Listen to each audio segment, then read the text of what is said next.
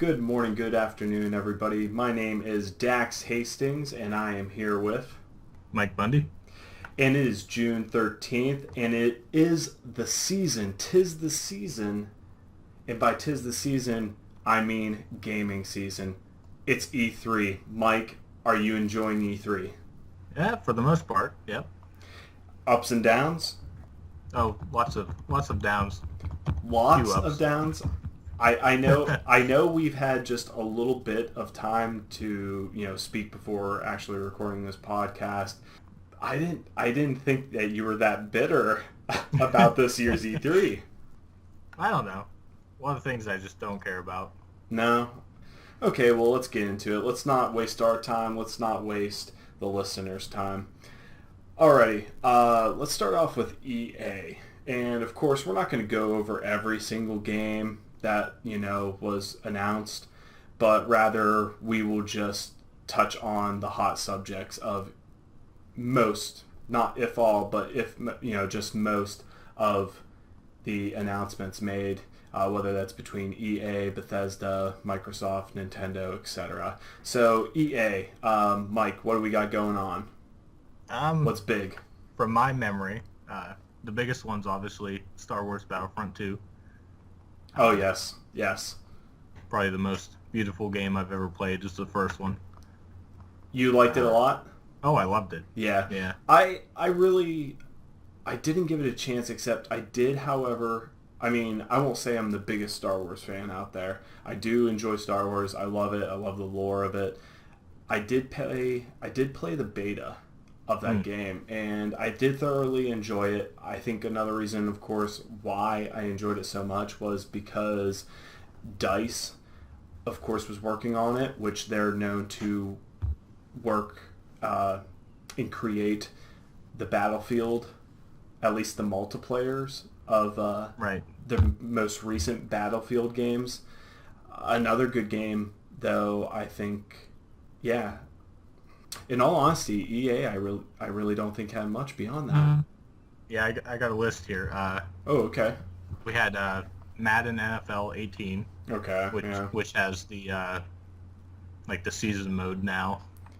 Yeah, I did see that. They said that you pretty much start in college and you're trying to make your way into becoming an NFL professional player. Yeah, it seemed like Life is Strange NFL. Oh, yeah? When I was watching the trailer, that's what I thought of, but I'm sure it's nothing like that. But kudos to EA for actually implementing something absolutely new to their Madden franchise, because I'll tell you what, man, it's just like the pro wrestling games. And for those of you who don't know, me and Mike Bundy are really big professional wrestling fans. However, back to the point, these sports games are just kind of becoming more repetitive. Yeah, they're not changing hardly anything from year to year. No, so I'm kind of glad that they're implementing something new to it. What else we got? Battlefield 1 DLC, in the name of SAR, I think is how you say it. Mm-hmm, yeah. I have that game on Xbox One, but I barely play it. Yeah. I'm just terrible at it, we'll be honest. Hey, dude, there's nothing wrong with admitting it. I'm probably not that good at it either, so. But, FIFA 18. Oh, FIFA. Okay. Well, see, that's probably one of those more accepted sport video games, I think. I really do believe that that's one of their stronger sport games. Yeah.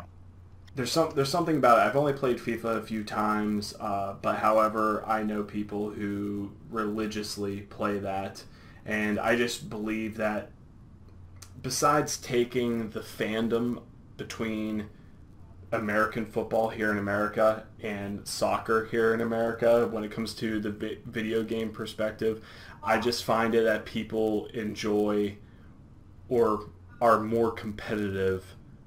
This might be a bold statement. I don't mean to offend any of you, pure Madden lovers, but I really think there's more competitiveness to the FIFA franchise and people playing that game. I Yeah. just personally have seen more of that game being played amongst friends, amongst people online. Yeah, and I've never played FIFA, so Mm, not much input on my part. yeah. The next one, actually, I forgot about, but does look really good. A Way Out, from the creator of Brothers. Oh yeah, I am. I remember seeing the trailer. I'm quite unfamiliar with it though. Yeah, it looked cool. I, It's purely two-player. Like, it's not like you have to play it two-player. yeah, which is cool.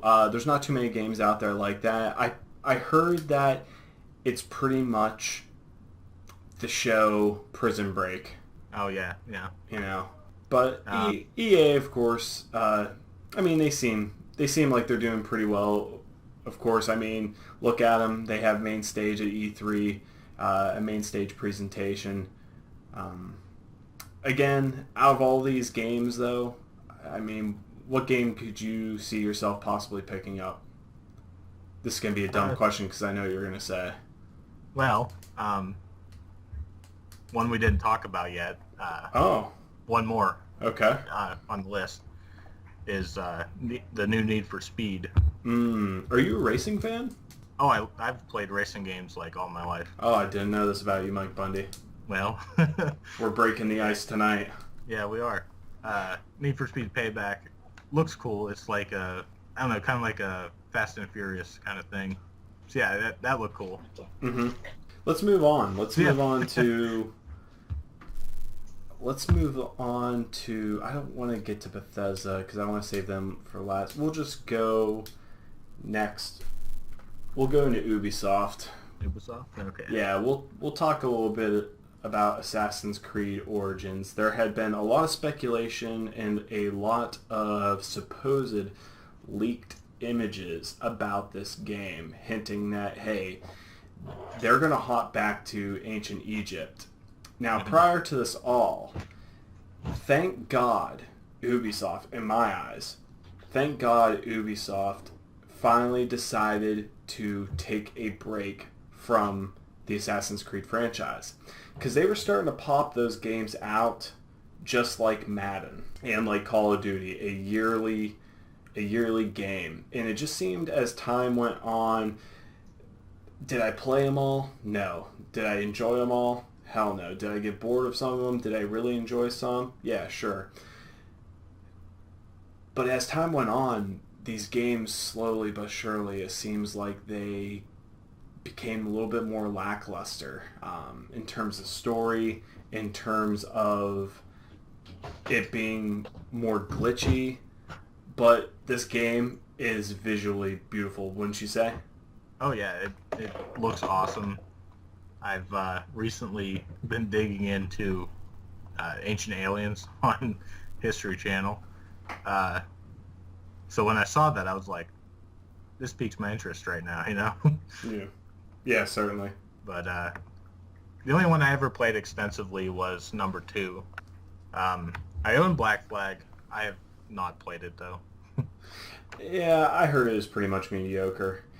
This game in itself, I'm kind of more intrigued to see where this Brotherhood, where it all began. It's kind of giving you that vibe. I believe the motto of the title itself, I mean, the subtitle of the game is Origins. So Right. We're going to go to the actual grassroots, the very core in itself of the origin of the Brotherhood and the Assassins and what exactly is going on. So I'm more so intrigued, not necessarily by the gameplay, which I'm sure by the looks of it, it looks phenomenal. However, I think the story is going to probably be really good. Oh yeah, it's confirmed that you play as the first assassin, and yeah, I think it'll be really good for the Assassin's Creed fan. Mm-hmm. Yeah, definitely. And then Ubisoft, of course, which we'll get into Nintendo later, but they actually made a partnership, a game, the Super Mario Rabbids RPG game. Oh yeah. Yeah, so that was a big announcement, and surprisingly, it sounds like it's having some good reception. We'll later get into Nintendo, but let's go ahead and move on to probably before E3 even started. I think I was looking forward to this conference the most, and that's Bethesda. Because over the years, I've just become more and more intrigued and fallen in love with the Bethesda brand and everything that they've done. Matter of fact, my wife does not play that many video games, but there's one game that she absolutely loves. Matter of fact, she went and bought this game before I even could attempt to, and that's Fallout. She was a big fan of Fallout 3, so when Fallout 4 was coming out, when she heard it, I mean, she bought it like that, pre-ordered it. But yeah, as for their presentation, I'm not one that tries to get their hopes up. You know, there was rumors going around that they were going to announce a Skyrim in space, pretty much, and that kind of got debunked. And I know there's quite a bit of feedback from, you know, the viewers, the listeners, the gamers out there that weren't too pleased with this conference that Bethesda put on the E3 stage. I mean, how do you feel about it? Well, this one I did not watch live because it was at midnight on our, you know, side of the world. Yeah, but yeah, I didn't even watch it going back, but I did see, you know, the Wolfenstein 2. Yes. As we were talking before we started recording, I think that's one of the best games I've ever played. Just turning history upside down, basically. Yeah, and it was the Wolfenstein: The New Order. Yeah. Correct. Yeah. And it was funny because right before this podcast, we were kind of just going over like these different games and what appealed to us. And Bundy, Mike, he's like, oh yeah, Wolfenstein 2, I'm so stoked for it. And I said, oh man, you played the first one? And he goes, yeah, dude, I absolutely loved it. Matter of fact, you're the one who lent it to me. Yep. Yeah. I'll say this. The story and the game of Wolfenstein: The New Order, I really enjoyed. I liked. I completed it. It was visually awesome. I think as a FPS, it was great in most aspects. There was no multiplayer, I believe. There wasn't any of that. It was just a one-player game. The only thing that I did not like about it was I thought The New Order was too linear of a game. And to the degree of how linear it was, I'll say this. I felt that The New Order, Wolfenstein, the first one, was so linear and so strict on where you had to progress and go that it was as if you, Bundy, or me would walk between two houses and there was only enough room for one person to fit through there. Yeah. That's the only thing I didn't like about it. I'm not saying it has to be an open world game, and I hope, you know, I mean, go and do what you want to do, Bethesda. I'm going to appreciate it either way. Wolfenstein. I mean, if it was set up like a Fallout game, you know. Yeah, but it might work. Yeah, it might, but it doesn't even have to be that. And I really think that they shouldn't go that way with it, and I'm sure they aren't. Could they be? Maybe. I don't know. I don't even know if they actually showed much gameplay. I think they only showed a trailer. And yeah, it was just a video, like a cutscene. It was a pretty lengthy one, if that. But they don't even have to go with it being an open world game, because that's what makes games such as Skyrim and I was about to say Dishonored, but Dishonored is more like a sandbox. But that's what makes the Elder Scrolls, like your Skyrim and your Fallout, that's what makes those games so significant to their brand. You know, where if pretty much if they were to make Dishonored and The Evil Within 2, which we're about to get to, and Wolfenstein 2, if they were to make those all open world games, they would generally all feel the same, pretty much. Yeah. Because I mean, even though I appreciate and I love Skyrim and I love Fallout 4, they're kind of essentially the same thing, in a way. Where, basically. Yeah, I mean, you got guns and futuristic, weapons here, and then in this one you have more of a Lord of the Rings vibe, to say. Okay, yeah. Hey, Bundy. Yes. Hold on 1 second. We got Josh calling in right now. All right. Josh. What up? Where have you been, mister? Oh, around. Yeah. I was working till kind of late, and then I had to go over to my parents for a little while. Oh, okay. All right. Well, just to kind of, speed track you, we went over a little bit on EA. We went a little bit over on... Right now, we're just getting into Bethesda, pretty much. I mean, covering EA, what stood out to you, real quick? The main thing that stood out to me was Battlefront, obviously, because that looked freaking crazy. What are you looking forward to the most out of that game? The story, honestly. Okay. Whenever I played the first one, I was like insanely disappointed that there wasn't like a storyline. Mm-hmm. I mean, there was, but there wasn't. It wasn't like, you know what I mean? Yeah. Well, I'm really glad that EA listened to the consumer, to the gamers out there. Again, like I was telling Bundy, I didn't play Battlefront that much. I played the beta. I was satisfied, but I was distracted by other games, however. And that was one of the biggest disappointments. A lot of people were displeased to hear that there was not any story mode, and we're finally getting that now. Yep. We're also getting free DLC, like forever. Yes. Which, yeah, I did hear that, and that's great. That's awesome. I mean, I'm one that, these game developers obviously have a job to do. They have mouths to feed. They have to put food on the table and whatnot.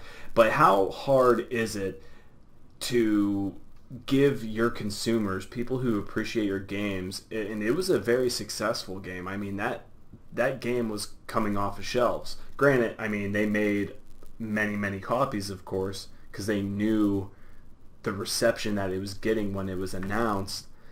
It's like this.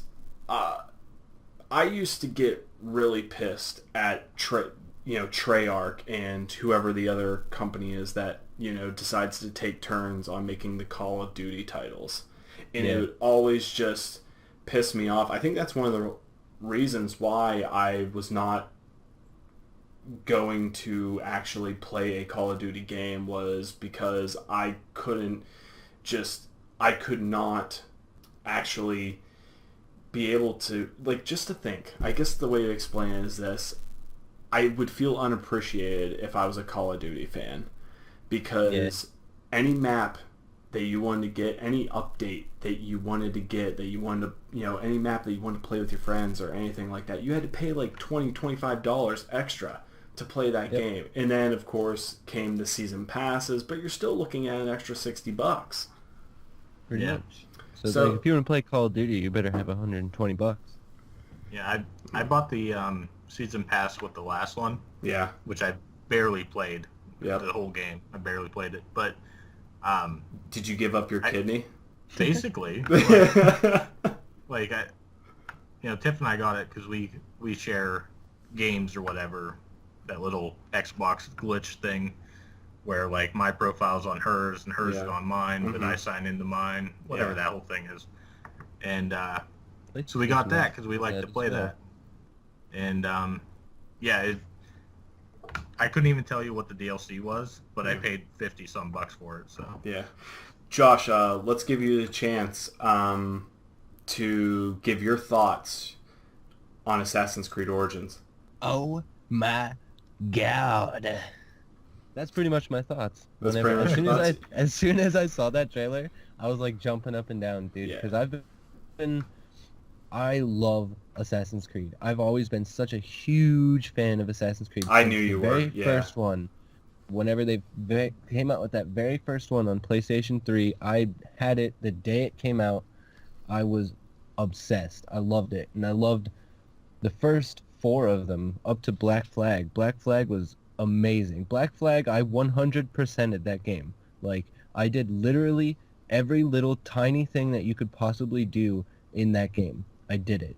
Wow. And, like, I love Assassin's Creed. And then they came out with Unity, and it was like, okay. Mm-hmm. Well, you see, if I may interrupt you, that's what I was telling Mike. I'm not as big of a fan as you. Matter of fact, I think I played the second one, and I played a little bit of the third one, and that was about it. Would you say, Josh, that as time went on with these games, would you say that they've become a little bit lackluster?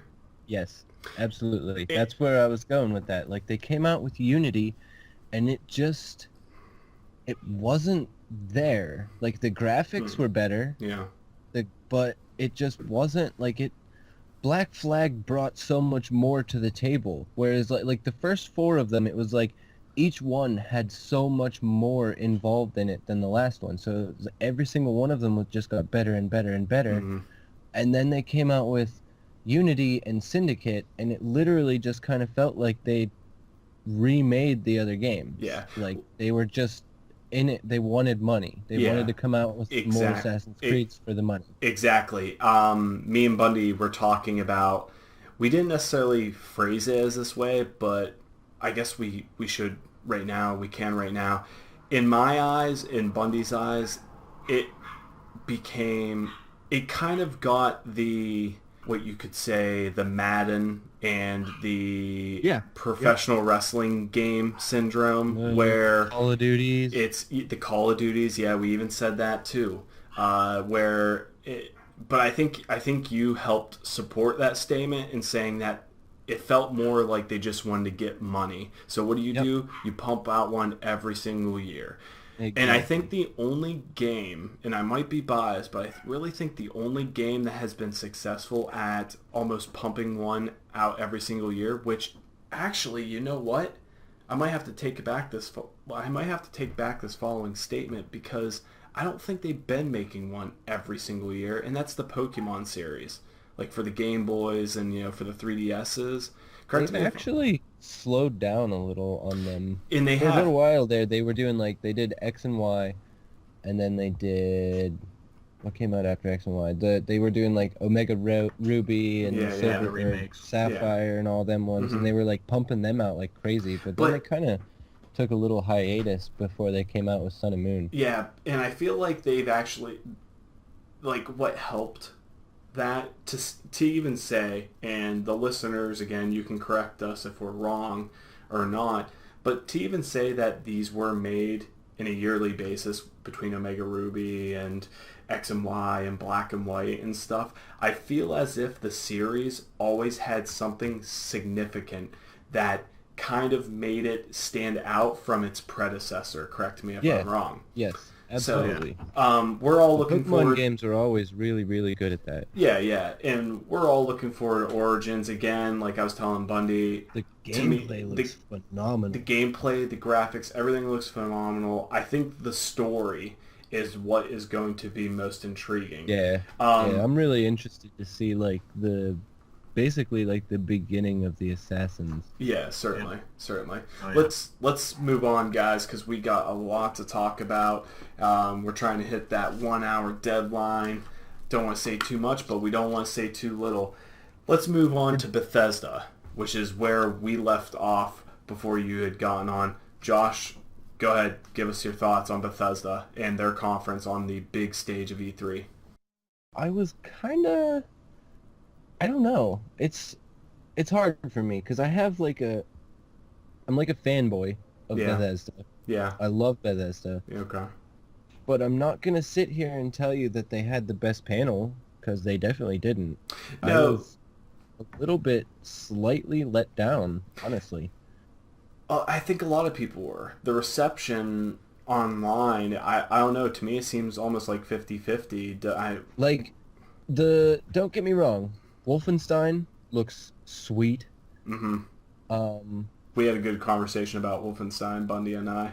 Bundy liked Oh it a yeah. lot. He liked the New Order. yeah, like the Wolfenstein games are pretty awesome. I always like them games, and this one looks pretty awesome. Mm-hmm. But the Evil Within 2, I love the first one. I Yes. can't wait. I can't wait for this one. I'm The, sure it's going to be 10 times better than the first one. oh yeah. Dude, that's what made it up for me. There was already Yep. rumors, stuff Yep. was already leaked out. It was one of those games that I definitely went in and I felt before E3, I felt that I could safely put money down and know that it was going to happen based on leaks. And of course, there was a bunch of leaks before E3 that were debunked and not true.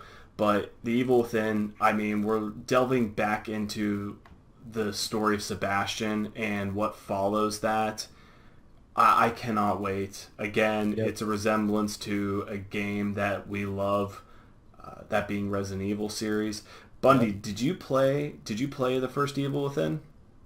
I believe I bought it and Okay. didn't like it. Okay, well, hey, there was actually quite a bit of people that didn't. A lot of people. It actually got a pretty bad overview.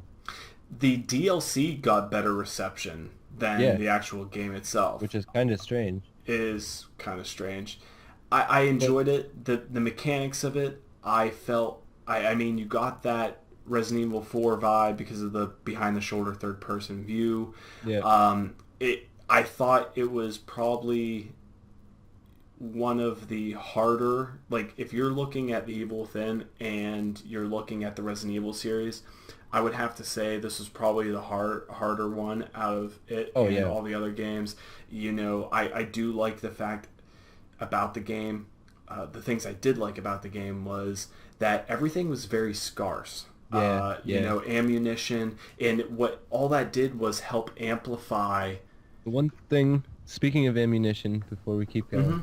the one thing that always bothered me was like you'd walk up to a pile of ammo and it would be literally like it looked like a freaking like there's like 100 rounds sitting Oh there yeah, on the dude. ground, Oh yeah, and dude. you'd pick it up and it'd give you 2 bullets. You're just like, what? Oh yeah, oh yeah, dude. Bundy, like you obviously didn't get too far into the game. Oh no. The Not at all. game gets it gets progressively more difficult because of the scarce ammunition. You playing it for the first time, you don't know the environment, of course, so that helps. A lot of the enemies, I think, for the most part, are generally the same. The majority of them. I mean, there you do have your iconic characters or your iconic enemies, such as The first time you meet that freaking chainsaw dude. the chainsaw dude. The first time you meet it's their most iconic character. It's I want to call it Buckethead. I don't want to call it Pyramid Yeah. Head because that's Silent Yeah. Hill, but you have that dude with a safe over his head.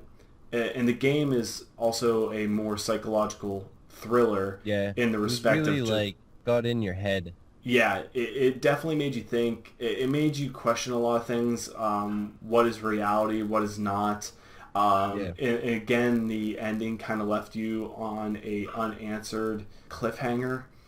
But I am looking forward to the second one. It looks dark. It looks gritty. And I am looking forward to, again, the story. I'm a gamer who Yep. loves good first player stories. So Absolutely. Bundy, I mean, overall, what do you think of Bethesda's presentation? Like we covered on Wolfenstein 2. That's really the only thing I really care about. Yeah. A big elephant in the Room, yeah. proverbial room Yeah. is that you're gonna have to pay for mods now on Skyrim and Fallout. Apparently, For the VR versions that are coming out, or... I think like just the normal versions too. Oh, wow. Really? Yeah, there's gonna be like That'd a be kind of currency. lame because I love Yeah. playing Fallout 4 with mods. It's so much fun. Yeah. Yeah, see, I really didn't do much of that. I don't know what I don't know if it's actual money or if it's some weird thing you build up somehow. Yeah. Mhm. I don't know the details on it, but I just know that people are hating it. Yeah, unfortunately. Bethesda How turned the about other it way. being 6 freaking years since the last Elder Scrolls game, and they still haven't announced anything? Yeah, we're getting a new Skyrim edition for Yeah, the Switch. woo! Yeah. Here's your 6th version of Skyrim. Yeah. Let's buy that for the 5th time. Like, Uh, yeah, like I've played that game through probably at like from starting a new character to the end of the game at least 3 times, and I'm Yeah. just like, well, I think they're, of come course, on, I'm ready for a new Elder Scrolls. Yeah, they're obviously concentrating more on the Elder Scrolls Online and just trying to pump out Yeah. more DLC and whatnot for that. Which is really cool. It The is. Elder Scrolls Online is a phenomenal game, but it's not Elder Scrolls. Yeah. It's an MMO set in the Elder Scrolls universe. Mhm. It's not an Elder Scrolls. It's not like Skyrim, and that's why so many people hated it, because people went into it thinking it was going to be the next Elder Scrolls just online, and it wasn't. It's like World of Warcraft set in the Elder Scrolls universe. Certainly. Basically. Yeah. Moving on. Let's talk about Microsoft, guys. Microsoft had a huge reveal this year. In my eyes, which I could be absolutely wrong, I thought this was the presentation that was either going to make or break Xbox. People might say that I'm kind of over-exaggerating on that statement. If so, well, in that case, if it's either or, then I guess Microsoft and Xbox remain stale. Guys, we had the reveal of the Xbox One X. How do you guys feel about this? Does the new console hold up to the expectations, to the rumors that we were provided before this E3? How do you guys feel about the console? All I'm going to say is I called it last week when me and you did our predictions. Yes. I mean, I know we obviously we didn't get to release that podcast or anything, but We had some technical difficulties. we had some technical difficulties there, and but me and you had a very long, extensive talk about it, and I totally called it. Like, they tried to resell you the Xbox again. That was pretty much their presentation. Yeah, certainly. Bundy, how do you feel about it? I mean, I don't have a 4K TV, so like I'm not gonna go spend $500 for another Xbox. Exactly. I spent $500 on mine because I have the Halo limited edition. Okay. Yeah, I'm not gonna go buy that. I also feel like they're gonna start having the Nintendo syndrome, like where they came out with the Wii U, but nobody knew that it was a separate system than the Wii. You know what I mean? Yeah. Like, everybody thought it just played like Wii games. Yeah. Whereas, like, it was a whole new system, but people didn't really realize that because it was just called, like, the Wii U. You know? Like, I feel like Xbox is going to start running into that problem. Like, they have Xbox One, Xbox One S, and Xbox One X. And it's just like, I guess I've actually talked to people who are like, what's that?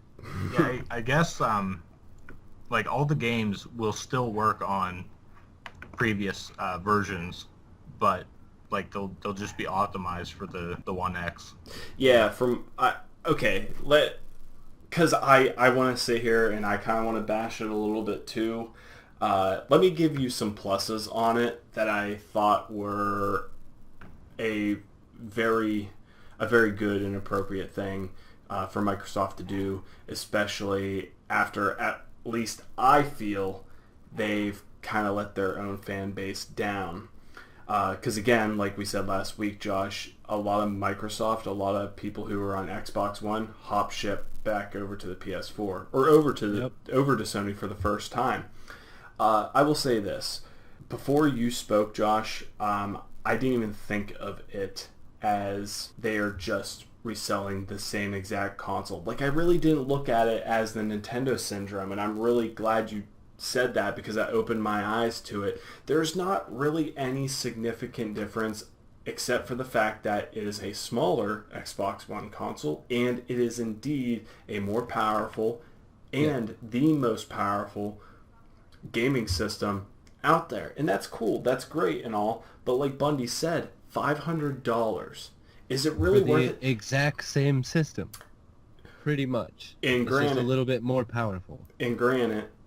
it's got what they keep talking up 2 teraflops or something like that. Oh yeah. But I will say this. I will say this. Minecraft 4K. Mhm. Woohoo! I know. Yeah, what? I will say this though. I believe Phil Spencer stood there and said that, hey, you can play all these games. You know, we're not going to forget about the predecessor, the Xbox One. You know, we're not going to forget about you guys. We're not. I kind of do like the fact that they didn't go on and make a whole new system and kind of create a separation between the predecessor and the more current one that's coming out here in October, November, whenever it's coming out.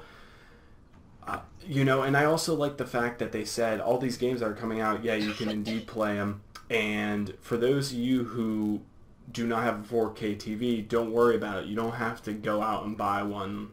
You know, I believe he said the system in itself will essentially help, not dramatically, but it'll help the graphics. It'll help the performance going through a non-4K TV to a degree. And I kind of like it that they said, hey, for those of you who still have, I think he said, for those of you who still have the older console, we're going to give you a graphic and FPS rate update. So I kind of like the fact that Phil Spencer and Microsoft, you know, made it as if, hey, we're not going to leave everyone behind and create some, you know, dramatic and huge margin between this system and this system.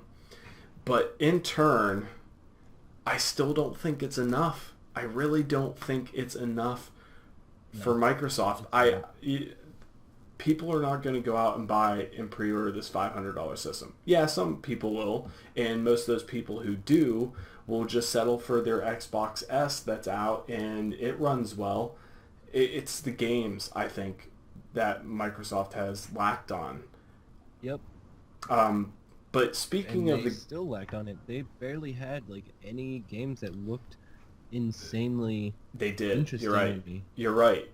I mean, they used Ubisoft's Assassin's Creed Origins as one of their. But the thing is, that's being released on all consoles. It's not just Yeah, I on know. Xbox. Yeah. So it's like they showed a bunch of games, and like some of them looked awesome, like dude. that Anthem or Oh whatever. my gosh. What's it called? Yeah, it's Anthem. Is that what it's called? It's Anthem. Yeah.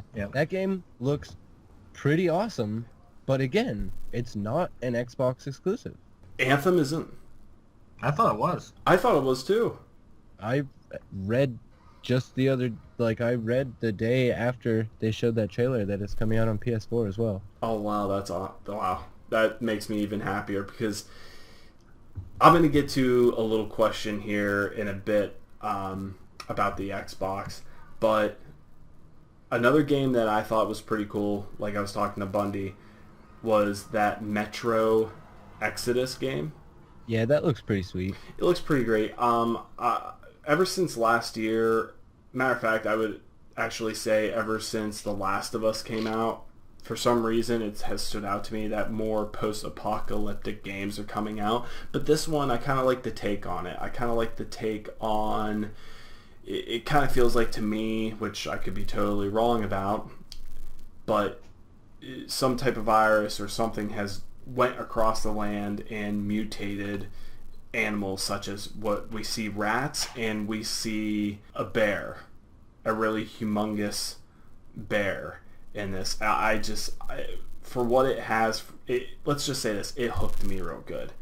But let me get to the question, guys. Let's even say that Anthem was an exclusive, in which it, like you said, Josh, you've clarified that it isn't, but let's just say it was an Xbox exclusive. With the games that were presented for Xbox... Let me look it up to be sure.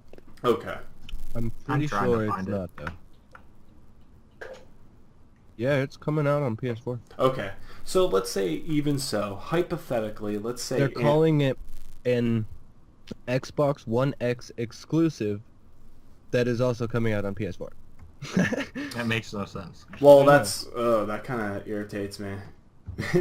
But let's say hypothetically, even if it was an exclusive, is there any game that was presented on the Xbox One X panel that would have made you actually want to go out and buy an Xbox? Nope. Even any type of Xbox? Not specifically. Bundy? All the games I have one, but Yeah. no, I don't think any exclusive would anymore. Yeah. I think all in all, I think we can all, as a group, to say, I was trying to come up with some clever ass word, but I decided to dodge it all. And Group's good enough. Yeah. But I think as a group, we can all agree that Microsoft was more so disappointing. Let's move on to a better presentation, I thought, and I might be a little biased. Josh might be a little biased. Bundy, you might be a little biased. Sony. Oh, I know I'm biased about that. Okay, so well, at least you admit it. There's one or two reasons I am. So. Okay, let's go, guys. Bundy, go ahead, take the stage. Sony, what did you enjoy about Sony? Well, it started off with one of my favorite franchises, Uncharted. Okay. Yes. Yeah. I mean, I don't know exactly how I feel about this new game. No Nathan Drake. No Nathan Drake, but Okay. you know, it's going to be kind of Tomb Raider feeling because it's going to be a female, but I'm really interested because the whole time that I was playing number 4, I was like, where the fuck is Chloe? Where is Chloe throughout all this? Why is she not in this game? And then now they're kind of showing where she was at, pretty much. right, Yeah. Because I remember her from the second one. Correct me if I'm wrong. She was in the second one, right? yes. Okay, yeah. The game, I'm kind of glad because last year, in which Sony did a lot of things this year that they already did last year. A lot of these titles, matter of fact, were actually brought up and revealed last year, and they actually showed us a little bit more. Uncharted, though, The Lost Legacy, I am curious myself. Matter of fact, Josh, I'm kind of glad you cut off when you were talking about Uncharted 4. Don't beat me over the head, but I haven't played Uncharted 4 yet. What the hell is wrong with you? It's downloading right now. It's downloading right now on my PS4. It better be, dude. It's only $20 That's one of the right best now. games I've ever played. I know. It's so good. I knew it was so good. I knew I had to have it, and I know Bundy. Whenever you bought it, Bundy, you told me like how great of a game it was, and I was like, I kind of wanted to go down on price. Yeah. Because of the Uncharted series, I went out into the middle of the woods and found a settlement from the 1800s. What? We're gonna. Yeah, I'm not kidding. As much as I do want to hear that, and we will hear this later on. We will get back to this. Certainly. Fun little fact. My PS4 is the Uncharted 4 limited edition. So is mine. Yeah. Oh wow. Or wait, no, mine's not. I just got the Uncharted bundle thing. God of War, guys.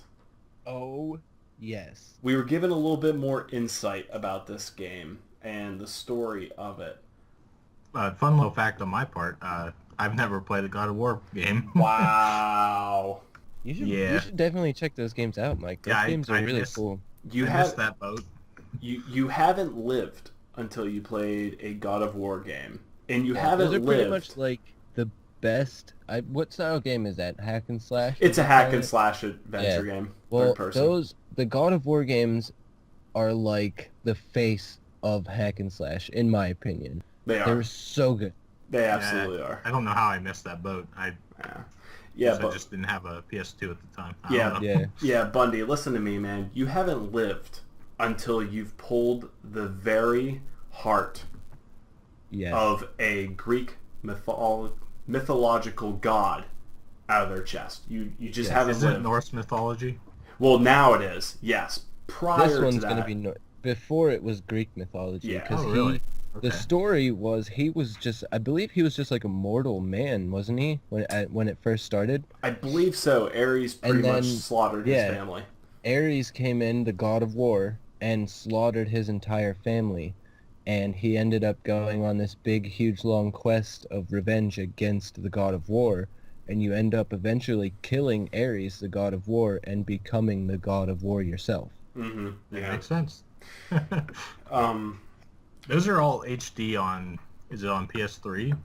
PS4 Yes. and It's on PS3. PS4. But Do they have it on PS4? I didn't know they I think released they them on ported it. I believe they ported. Well, no, hold on. Actually, no, I take that back. They did do that, like you said, on PS3, PS3, but yeah. they remastered only number 3 on the PS4.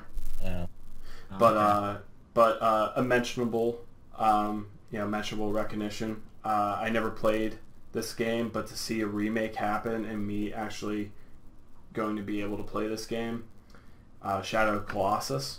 Yeah. That looks pretty It interesting. looks pretty cool. It I was does. pretty interested in the trailer. Whenever they showed it was a Shadow of the Colossus, I was like trying to think back. When did that game even come out? Ooh, that was PS2. Yeah. And Yeah, PS2. It was Great. There was so many games this year that were like sequels from Yeah. like PS2 games. I'm gonna say Which it is was crazy. 2007 that it came out. Shadow of Colossus, like 2006, 2007. I remember when it came out because it looked awesome. Like the graphics for that game at that time period were like way above anything Mhm. else coming out. Yeah, certainly. Days Gone. I personally think I'm gonna have to pick that game up. Okay, so Is Josh. that the one with the biker? Yes. Yeah, it was in the Okay, zombie yeah. apocalypse. Now, last year, when I first saw this game, Josh, answer this. When you saw it last year, did you consider even thinking about buying this game? Yes and no. I did, just because I'm a zombie fan. I Okay, like yeah. anything to do with zombies, so I was Mhm. like, it's a zombie game. I'm probably gonna end up playing it. Yeah.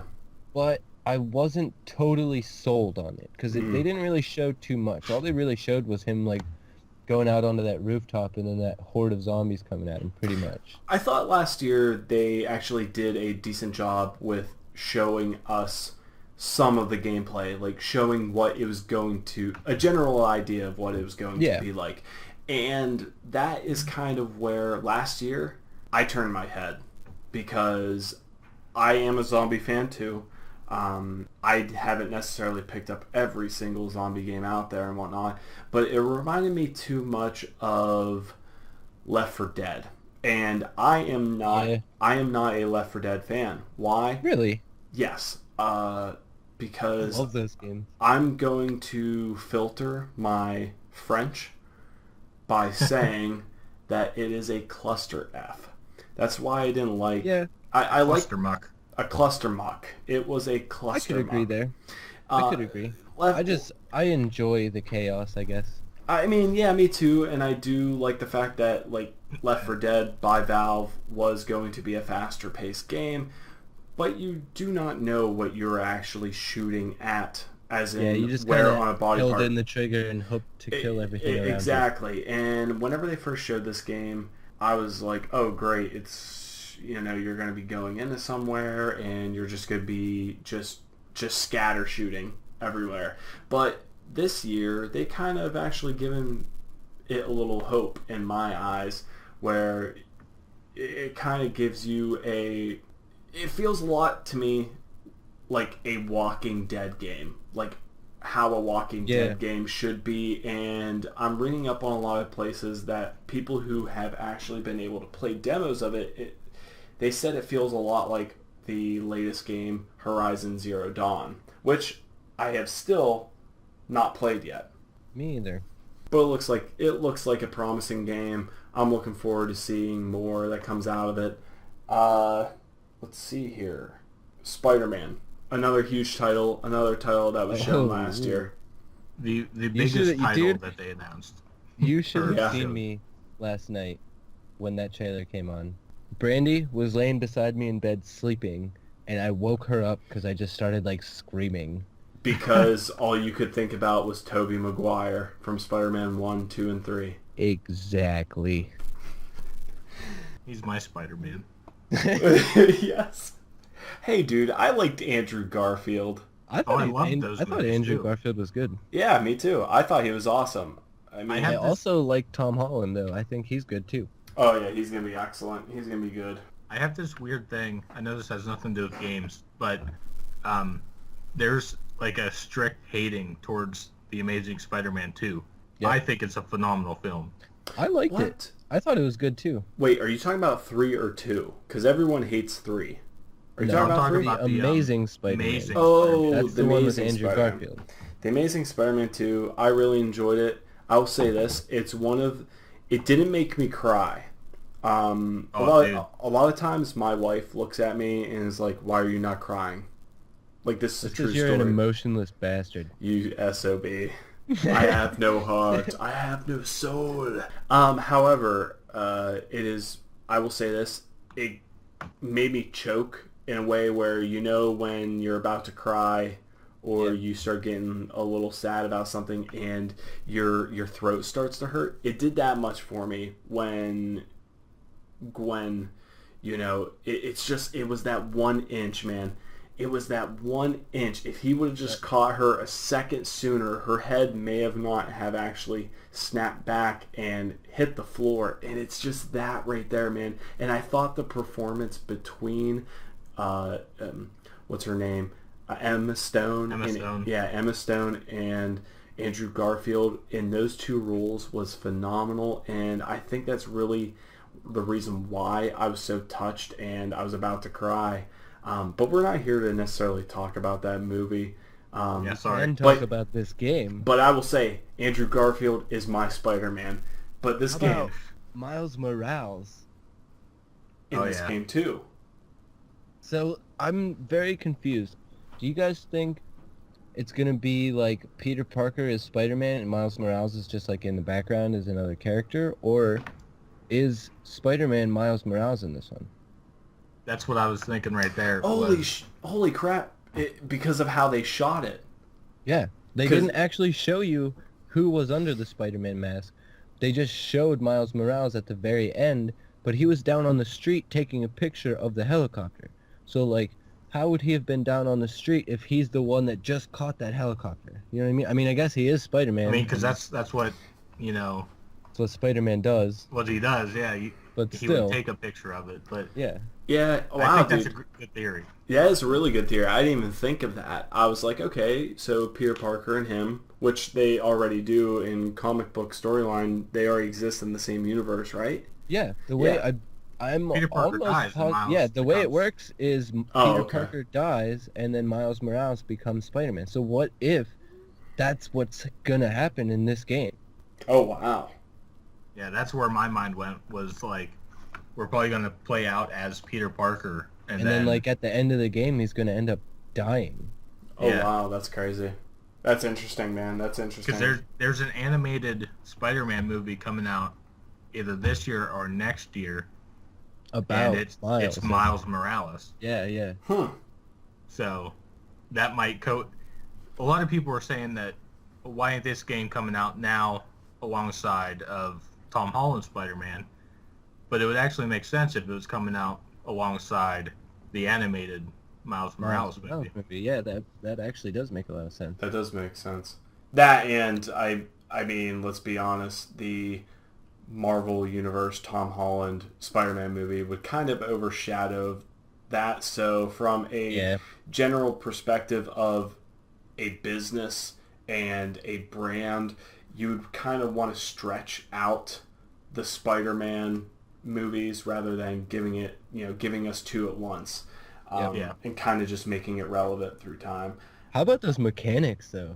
That shit looked crazy. It looked Batman Arkham Asylum. Yeah, it on looked crack. like they took a lot of aspects that everyone loved about the Arkham series and like Spider-Man-ified it. And I'm so down. I'm so in. It's still Insomniac, right? Insomniac? I believe it is.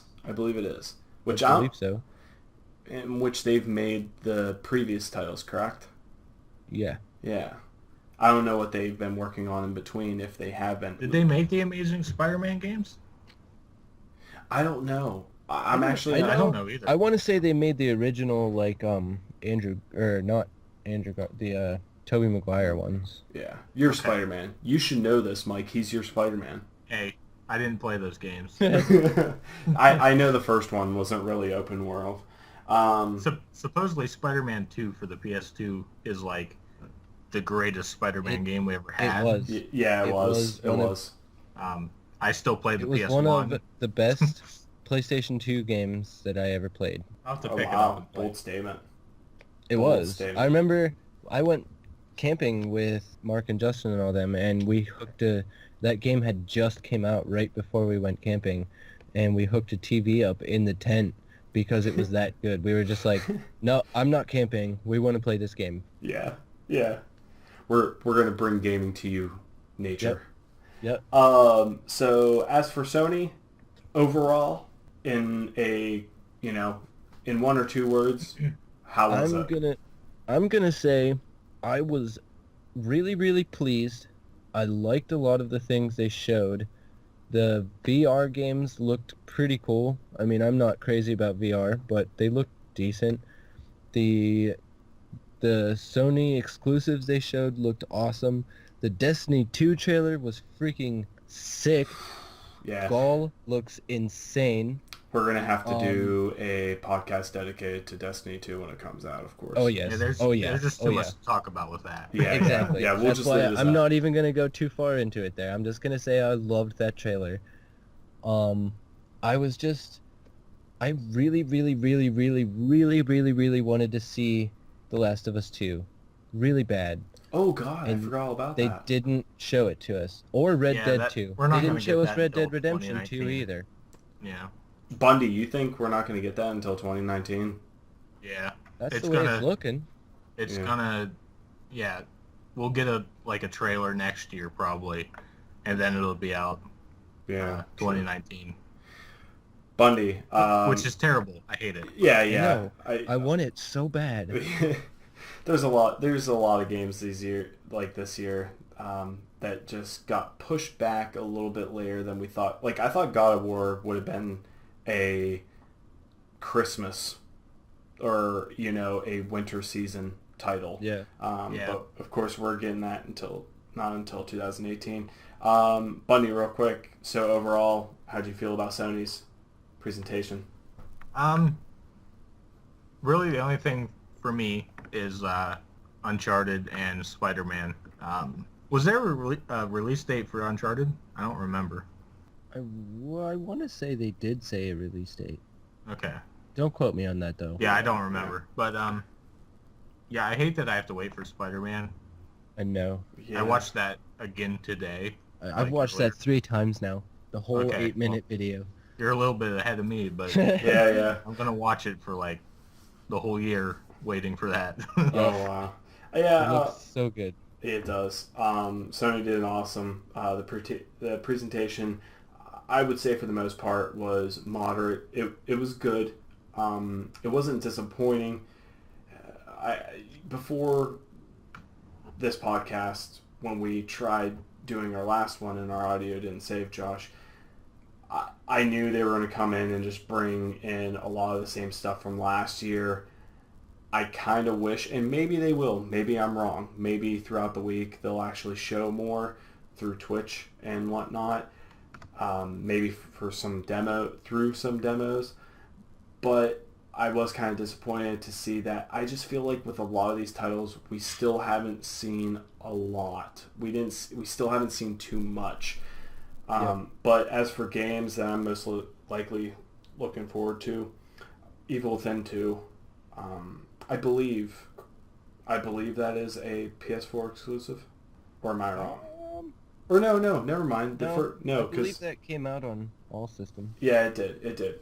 But I'm looking forward to that, even though it's not an exclusive. Spider-Man, of course, looks great, and God of War, probably most of all God of War.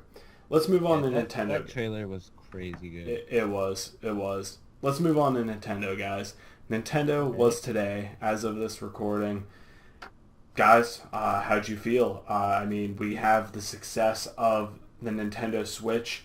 It's flying off of shelves. How do you guys feel about their presentation at E3? Let's start with a core Pokemon RPG For the Switch. for the Man, Switch. yeah. Yes. So I recently started playing, what was it called? It was on GameCube. It was like an RPG Mm-hmm. Pokemon game. I Yeah. forget what it's called. Oh, Coliseum. That's what it's called. Yeah, yeah. And so it like that's just been making me want something on a console, you know. Okay. So yeah, that's pretty exciting to me. Me You too. know, that's I love probably I 2 or love 3 the years Pokemon away. games. If All I'm gonna say is Metroid Prime 4. Yeah, I figured that Boom. one was coming from somebody. and really, that's all you can say because all they did Exactly. was tease us with the title. I That's know. all they said. That's literally all it was, and I was still happy with it. Absolutely, absolutely. I I've think. been waiting for a new Metroid game for so long. Hmm. Oh, definitely, definitely, man. I really hope there is a good multiplayer associated with it, and which I'm sure there will be because of the way that they've taken the Switch and the pursue of the Switch, it being a very multiplayer friendly system. So I really think and hope that they do make a good multiplayer for this. The teaser of just it being Metroid Prime and all them doing stapling a 4 right next to it is good enough for me. Yeah, They're of course it worked. they're of course making another Metroid Prime title, and from For what the 3DS. for the 3DS, from what I understand, it's a remake of a previous game that was for I think the Game Boy Advance, if I'm wrong. Yeah. I Um, believe it's also going to be a 2D side-scroller. hmm Certainly. It's cool seeing Rocket League going to make its way onto the Nintendo, and also it's going to support cross-platform play. Except for PS4. Of course. No way. PS4 are assholes. Yeah, PS4 pulled out of cross. Minecraft is doing the same thing. Like, Oh, Minecraft yeah. is going cross-platform between the Switch, Xbox, and PC, but not PS4. You know what? Now I can recall actually reading up on that, how kudos to Microsoft. I think Microsoft was actually the first ones to Microsoft has say- been trying to get everybody to do this since these new consoles released, pretty much. Yeah. do cross. I mean, due to, in my opinion, is due to their system not doing as well as Mhm. the other system. Yeah.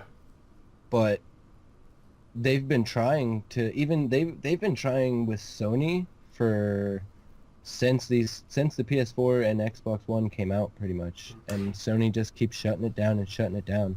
So they must have went to Nintendo, and Nintendo was just like, hell yeah. Yeah. Rocket League on Xbox One has been cross-platform with PC for a while now. So it's just going to get better by adding. See, and I always thought, but then again, I'm not necessarily a businessman. And I'm sure Sony, from a business perspective, are looking at it as not such a great opportunity. But, I mean, me on the other end, as the consumer, I would feel that it would be good for business because then you could kind of generate Yeah. this, well, who's better at Rocket League? Is it the Xbox fan base? Is it the Sony fan base? Who's number one Yep. in the world? Is it a Nintendo Switch owner? Like, I think I think that stuff would be, I mean, even though it's really not that big of a deal, I really think it could play a significant role on the representation of these different brands. Splatoon 2. Oh yeah, we got to talk about that. So I assume that you are definitely going to be getting it. Oh yeah. You, Well, duh. Tiff is in search of a Switch just for that game. ooh man, you Um, guys better start breathing the air outside of your local Walmart. Well, she Um, works there, so Oh, okay, there you go. So she already breathes it. I was about to say, she better piss, shit, and eat, and sleep at that Walmart if she wants one. she basically does. So she's on the right track. Good. But yeah, it's Splatoon, the first one. I mean, it's such a good game. Mm-hmm. Like it just brings such a different experience as a shooter. Mm-hmm. Yeah, I don't even know what to say about it. It's so good, but it just being on the Wii U, it didn't have a big fan base. No, and they See, go that's ahead. kind of where the problem came with me. I never actually got to really enjoy the first one because I never had a Wii U because I was so disappointed in the Wii that I never bought a Wii U. Right. So I never got to Yeah. check out the Splatoon, even though I heard it was one of the like most amazing games. I just never got Shooters, the if chance. that. It was one of the Yeah. most amazing Yeah, shooters. which is crazy because it's like there's so many shooters. You got Destiny, Call of Duty, Battlefield, Battlefront, like Mhm. all these shooters, and like this cartoony game where you play as these like children half squid things shooting paint is revered as one of the best shooters ever, And which it's was crazy to me. And the thing that was so significant and peels itself away from all the other shooters is not just the fact of its texture, its art style, but the fact that the primary goal isn't necessarily to kill or shoot. That's not the primary. It's not to kill or shoot. It's literally to cover the map in paint. By the time the time ends, which is really cool. I do notice that they are trying to make this look at the very first reveal of the Nintendo Switch, and them showing off, which I perceived it as just a ported original Splatoon, but as we later find out, it's indeed Splatoon 2. But even from that trailer, when they revealed the Switch, it looks like they're trying to make this title a competitive, like an esport competitive title. From what I've heard, are. they are. Well, even today, did you see what they were doing today at E3? They had representatives, like professional gamers, that were representing different countries. Like you had Japan, which they went by a different name. They all had their different gaming team names, but there was there was a team representing Japan, Australia. I think the other one, there was us, the United States, and then there was someone else in the finals. They were in like probably the semifinals. Yeah, probably like the UK. It was the semifinals by the time I caught into it. But they had people actually commentating it like an esport. So they're really trying to use that and boast it as if it is a competitive esport title, which I say kudos to them. It's a different type of title, it's a different type of shooter and whatnot, but Nintendo needs something like that though. They do. And you know what? I'll even say this.